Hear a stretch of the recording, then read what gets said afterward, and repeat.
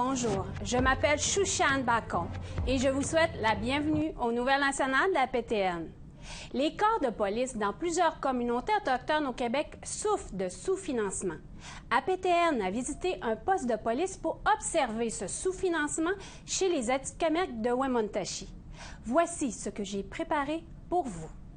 Notre poste de police est plus conforme. Le directeur de la sécurité publique de Wemotaci fait une visite du poste de police à APTN. Selon Robert Petitcoué, la cause de l'état des lieux est le sous-financement. Il n'y a pas de salle d'interrogatoire, soit pour les enquêtes ou pour l'appel confidentiel entre une personne arrêtée et son avocat. Toutefois, leur déménagement est prévu dans leurs nouveaux locaux en février 2023. Mais il y a des préoccupations pressantes ici. Oui, il y a un gros problème. C'est comme c'était moi-ci, j'ai deux départs. J'ai deux policiers qui quittent pour la Sûreté du Québec. OK. J'en ai un qui va aller en entrevue pour une autre communauté, là. Il ajoute qu'il y a une personne en permanence pour rechercher des candidats afin de pourvoir les postes. Pour un bon fonctionnement dans ce poste de police, il faut au minimum 8 patrouilleurs et 2 enquêteurs. Ça demande plus aux policiers sur le terrain parce que quand ils finissent un chiffre de 12, il faut qu'ils restent disponibles pour la personne de jour qui va être tout seul ou vice-versa. Gabriel Hébert, policier, patrouilleur, travaille depuis plusieurs années à Wemotaci. Il affirme qu'au début de l'été, l'équipe était en sous-effectif de 4 policiers. Il dit que les officiers partent souvent pour un salaire plus élevé ailleurs. Ça fatigue énormément, c'est une pression mentale, un stress supplémentaire, beaucoup de temps supplémentaire. Donc c'est sûr que ça nous affecte aussi au niveau de la patrouille, là, que le sous-financement, puis on ne peut pas être payé non plus cher. On dépend des paliers de gouvernement pour avoir de l'argent. Un récent rapport fédéral démontre que Wemotaci n'est pas le seul corps de police à manquer de main-d'œuvre.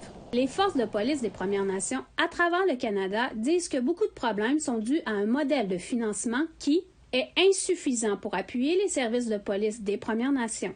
Le rapport recommande qu'il est nécessaire de se doter d'une loi fédérale reconnaissant les services de police des Premières Nations comme des services essentiels, afin d'améliorer la rétention des officiers avec de meilleurs salaires et avantages. À la suite de la publication du rapport, le gouvernement fédéral s'est engagé à déposer une législation visant à faire des services de police des Premières Nations un service essentiel. Marianne Petitcoué est la nouvelle recrue de la sécurité publique de Wemotaci. La femme de 21 ans est policière patrouilleuse depuis cet été. Avant même d'aller au collège, j'avais demandé une promesse d'embauche au directeur de police de Wemont. Petitcoué parle la langue atikamekw, ce qui permet de créer un lien de confiance dans ses interventions. Elle ajoute que les gens ont plus de facilité à se confier. Je me vois pas trop non plus travailler à l'extérieur parce que j'ai déjà une grosse approche aussi au niveau de la communauté ici à Wemont parce que c'est un endroit où j'ai toujours vécu puis je me sens déjà bien en étant ici. Petitcoué est exactement le genre d'officier dont Wemotaci a besoin ici. L'espoir est qu'un jour, ils seront en mesure de lui payer un salaire compétitif. Chouchane Bacon, Nouvelle nationale d'APTN, Wemotaci. Une scierie récemment rénovée en copropriété de la Nation Cri vise à offrir une coupe supérieure. Située près de Waswanipi, elle créera des emplois et le bois d'œuvre sera utilisé pour répondre à la pénurie de logements dans la Nation Cri. Mais comme le raconte Tom Fenario, certains n'aiment pas l'idée de plus d'activités forestières dans la région. Iwishi, c'est ce que les Cris appellent leur territoire ancestral. Ça se traduit à la terre du peuple. Et pour aussi longtemps qu'on s'en souvienne, ce territoire a alimenté les Cris. So I declare this bill revamped. Thank you. C'est une journée importante pour Paul Gull. Comme président du conseil administratif, il inaugure la série Bois d'œuvre Cri, située près de la Première Nation Cri de Waswanipi. La série était originalement ouverte en 1997, mais restée inactive pour 10 ans. Maintenant, grâce à une rénovation de 20 millions de dollars, elle est prête à rouvrir ses portes. So that our people can work just like everybody else, and we will have an economic base that meets the needs of our people. and meets the needs of our housing. La série est une collaboration de Mistook Corporation, une compagnie Cree, et une autre compagnie locale autochtone, Chantier Chibougamau. Les fonds proviennent de plusieurs corps financiers provinciaux et fédéraux, ainsi que le gouvernement de la nation Cree. I think it showcases to the world on an international level the success you can have when working in collaboration with First Nations. La nation Cree a l'intention d'utiliser le bois de la série pour répondre au manque de logements dans les 9 communautés Cree des Yuichi. On estime que plus de 5 000 logements familiaux devront être construits dans les prochaines 15 années pour répondre à la pénurie. La série créera 30 emplois à temps plein et offrira des vacances aux travailleurs pendant les saisons de chasse, de l'oie et de l'orignal. Mais ceux qui opposent le projet disent que ces jours-ci, il n'y a pas beaucoup d'orignaux à chasser et l'industrie forestière n'améliore pas la situation. I haven't been killing a moose since about 6 or 7 years, and I used to get one every year, so I don't bother go looking for the moose. Paul Dixon est l'ancien directeur de l'Association des trappeurs Cree. Il se souvient que dans des décennies passées, sa famille pourrait chasser 5 à 6 orignaux par saison. I think in the past 3 years, I only saw one moose, and that was like I was telling you about 4 months ago on a highway.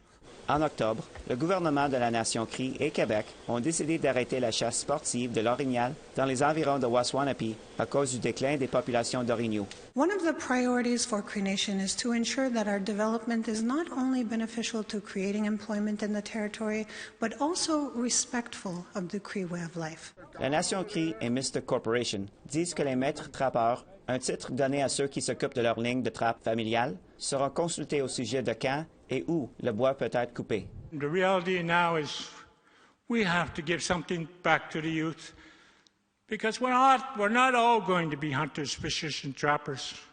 We can't fit in there. We can't all go back. But we can have something that can sustain our community. Sustaining our community for future generations. Almost a whole community over close to 2,000 used to trap lines. So we're not all going to be sawmill workers, put it that way. I can have that argument too. Hey, we can't be all sawmill workers. La série Bois d'œuvre Cree embauche maintenant et s'attend à être pleinement opérationnelle par tôt 2023. Un reportage de Tom Fenario, Nouvelle nationale d'Opétienne, près de la Première Nation Cree de Waswanipi. Un projet de loi adopté par le gouvernement Trudeau éliminera les peines minimales obligatoires pour certains crimes. Mais les critiques disent que cela ne réduira pas la sous-représentation massive des femmes autochtones dans les prisons canadiennes. Voici un reportage de Fraser Needham. Le projet de loi C5 abroge les peines minimales obligatoires pour la plupart des infractions liées aux drogues et à certaines armes à feu. Mais les peines minimales obligatoires demeurent en vigueur pour meurtre, infractions sexuelles et conduite avec faculté affaiblie. La sénatrice Kim Pate affirme que les peines minimales obligatoires visent de manière disproportionnée les groupes minoritaires tels que les femmes autochtones. The reality is, if mandatory minimum penalties made us safer, then the United States should be the safest place in the world. And if implementing them is soft on crime, then show us the evidence that jailing more and more Indigenous women and putting more and more of their kids in state care is going to make us safer. Jonathan Rudin, des services juridiques autochtones, est d'accord. There's no evidence that mandatory minimums make communities safer or deter crime, but they do disproportionately have an impact on Indigenous people, and they do lead to even more of the mass incarceration of Indigenous people that we see. Selon M. Rudin, ces peines manquent particulièrement la cible dans le cas de femmes autochtones et en situation de violence qui réagissent par légitime défense. First and second degree murder convictions for women who often are responding to violence. Again, do we necessarily need to have a mandatory minimum? Does it have to be, 10, 25 years? No. So there are, and similarly with some of the firearms offenses that are still there, what happens when you're in court on a regular basis is you see all these exceptions. Kat Owens fait partie du Fonds d'action et d'éducation juridique pour les femmes. Selon elle, les peines minimales obligatoires obligent souvent les femmes à plaider coupables pour des crimes qu'elles ne veulent pas commettre. if you're facing criminal charges and there's a mandatory minimum penalty involved, it does change the sort of calculation of risk that you do when deciding whether or not to plead guilty to a particular offense. And it gives prosecutors a lot of power to push for guilty pleas for someone to a lesser offense that might not have a mandatory minimum. Madame Pate et d'autres membres du Sénat ont récemment essayé d'amender le projet de loi C5. Les juges pourraient donc déroger aux peines minimales obligatoires dans des circonstances exceptionnelles. Mais cet amendement a été rejeté. Un reportage de Fraser Needham, Nouvelle nationale d'APTN, Ottawa. Au retour, des cours d'éducation physique très innovateurs pour les élèves de niveau préscolaire à Wemotaci. Soyez là!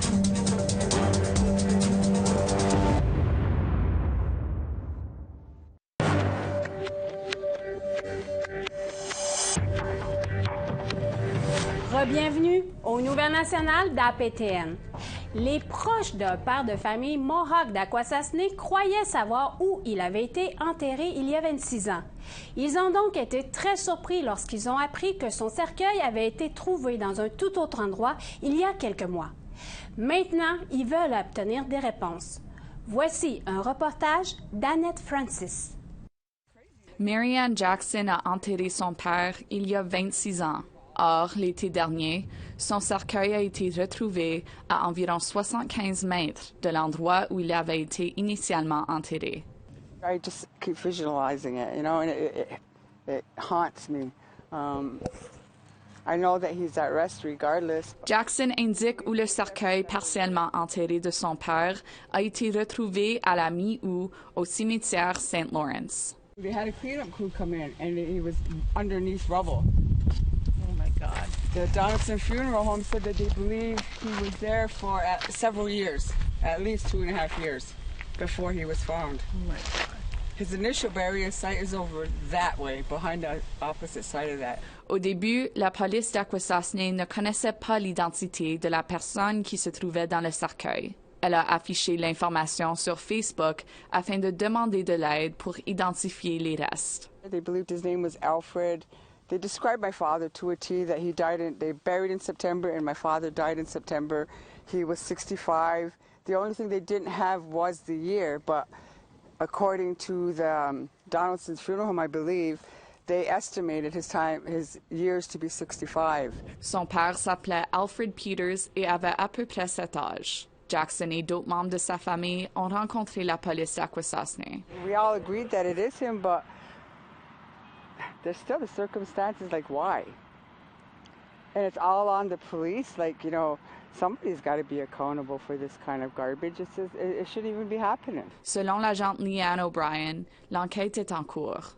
Cependant, l'agente O'Brien a déclaré qu'il semble que le cercueil a été déplacé par accident il y a déjà un certain temps.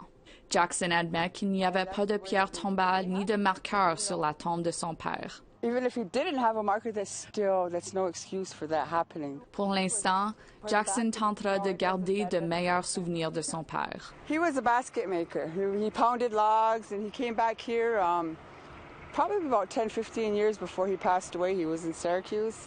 And when he came back, he brought pound making back. He taught a lot of men to pound and make splints and make baskets and stuff like that. You know, elle veut toujours des réponses et des excuses. I know that he's at rest regardless, but I don't know.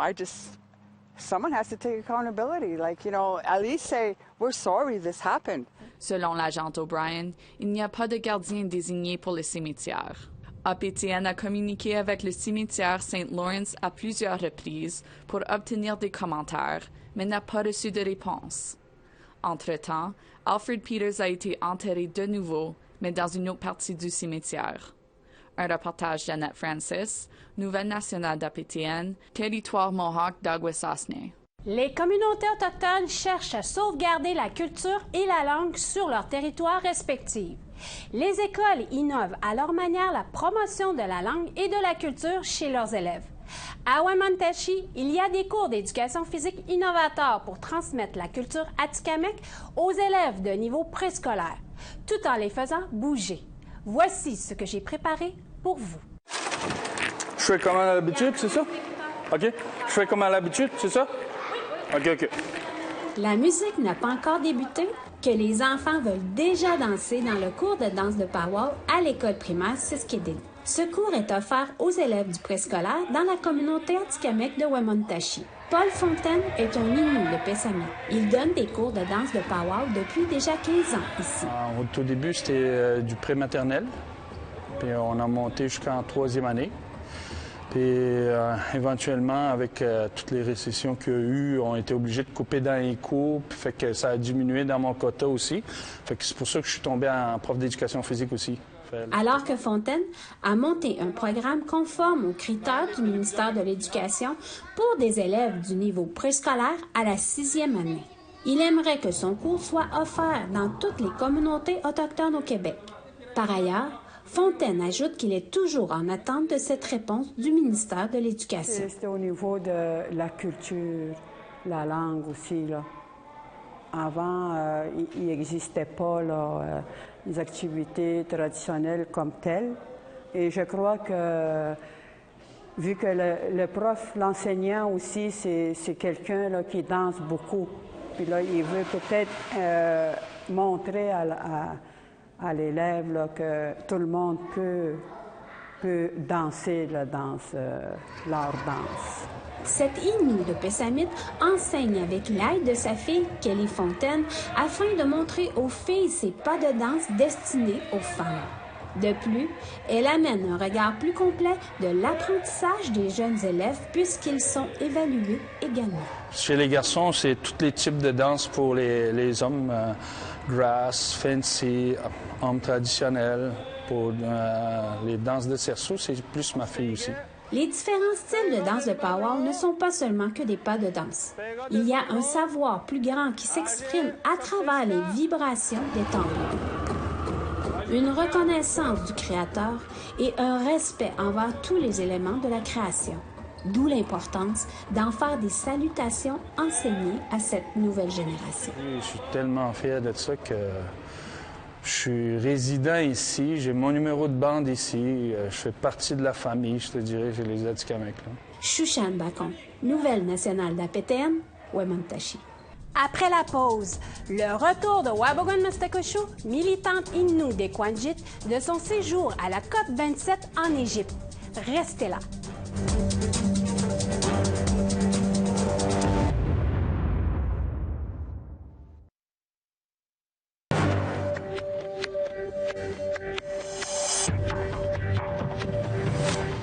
Bienvenue aux Nouvelles nationales d'APTN. En entrevue, nous recevons la militante Innu des Kwajit, Wabogon-Mestacosho, qui revenait de la Conférence des Nations unies sur les changements climatiques 2022 en Égypte. La 27e édition s'est terminée par un accord pour un financement des pertes et préjudices aux pays vulnérables durement touchés par les catastrophes climatiques. Wabogon-Mestacosho a aimé son expérience, mais elle ne pouvait pas cacher son émotion concernant le sort accordé à la terre-mère. La voici. Kwe Wabogon-Mestacosho, bienvenue aux Nouvelles nationales d'APTN. Oui, Susan. Qu'est-ce que tu penses de la déclaration finale qui a été adoptée? Moi, je ne sais pas quoi y penser de ça parce que c'est pas quelque chose que je fais mes recherches ou que je suis pas beaucoup les nouvelles non plus, mais quelque chose que j'ai retenu, c'est que il y a des pays qui s'engagent à verser des fonds pour aider les pays pauvres et affectés par les changements climatiques. Ça, je pense que c'est une bonne nouvelle, mais reste à voir c'est quoi qui va se passer dans les actions concrètes qui vont être faites. Est-ce que tu es optimiste concernant l'avenir, vu que tu es une femme Innu? En tant que jeune femme Innu, oui, je pense qu'il faut que je sois optimiste.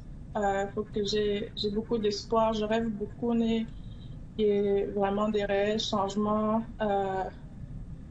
Mais voir comment ça se passe à l'international, c'est sûr que cet optimisme-là,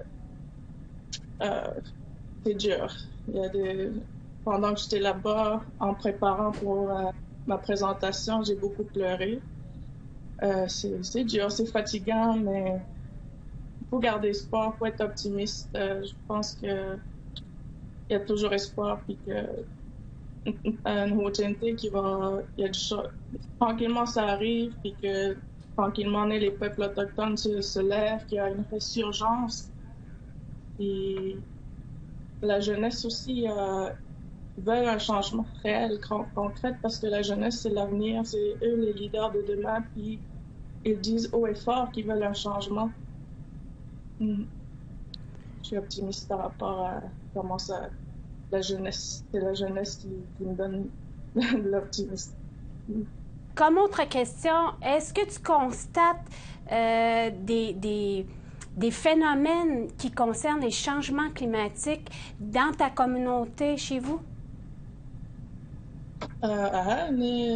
L'érosion des berges, il y a par rapport aux petits fruits aussi, qu'il y en a les chicotés, il n'y en a pas assez comme autrefois. Il y a beaucoup de changements parce que tout est lié déjà et que juste l'érosion des berges, ça fait peur parce que sur la télé, on voit que de plus en plus la plage ou du côté de la rivière aussi, la terre commence à tomber, puis on ne sait pas dans combien d'années peut-être qu'il n'y aura plus de route 138 ou qu'il y en a un aujourd'hui.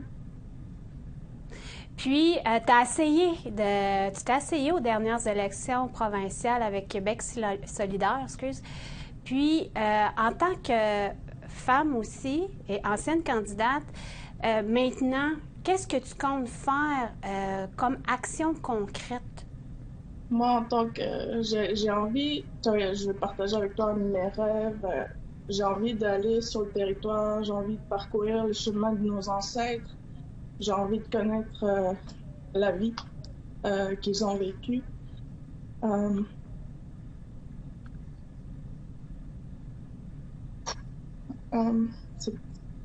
pense que c'est ça que j'ai envie de faire, c'est vivre comme nos ancêtres. J'ai besoin de vivre ça. Wabouin, j'aurais envie de te demander pourquoi es-tu si émotive en ce moment? Je suis très émotive parce que c'est dur de vivre dans un monde très colonial. Moi, je pense au passé, à nos ancêtres, à tout ce qu'ils ont vécu, même les traumas intergénérationnels. On a beaucoup de guérison à faire, et je le ressens. Et j'ai besoin de guérison. Et je sais que je vais trouver ma guérison de Nontini dans le territoire. Et c'est ça. Ça va être ça mon but, je pense, dans le futur, c'est d'aller passer beaucoup de temps dans le territoire et de pratiquer ma culture, de parler la langue du territoire, de vivre mon identité.